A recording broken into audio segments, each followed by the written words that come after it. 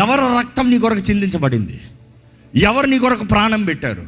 ఎవరి దృష్టిలో ఏ రీతిగా ఉన్నావు నువ్వు?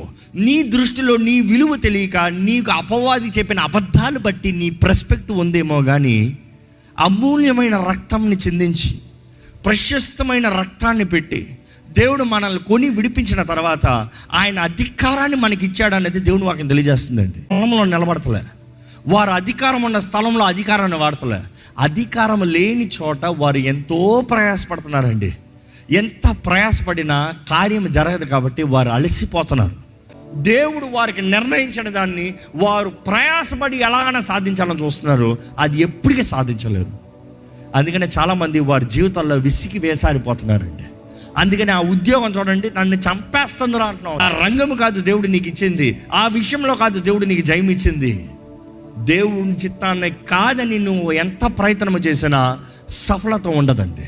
నేను నీకు అధికారం ఇచ్చాను అంటున్నాడు దేవుడు. నమ్ముతున్నారా అండి? మరి దేనికి భయపడుతున్నారు? ఎవరి దగ్గర నుంచి భయపడుతున్నారు? ఎక్కడి నుంచి పారిపోతున్నారు? దేవుడు అంటాడు, నేను అధికారం మీకు ఇచ్చాను. ఈరోజు అపవాది మీ గృహాల్లోకి దూడి కుటుంబ సమాధానాలను పాడు చేస్తున్నారు. భార్య భర్తల మధ్య కలవరం, బిడ్డల జీవితంలో నాశనము, ఏదో ఒకటి తీసుకొస్తారు. అధికారం కలిగిన వారు ఏం చేస్తున్నారు? మీ జీవితాన్ని అపవాది దోచుకుంటా ఉంటే మీరు ఏం చేస్తున్నారు?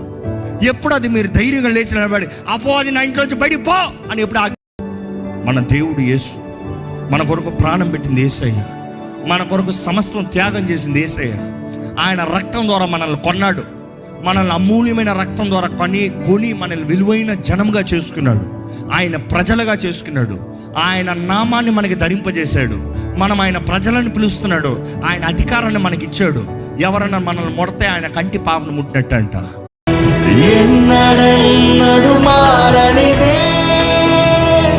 నా యేసుని దివ్య ప్రేమ,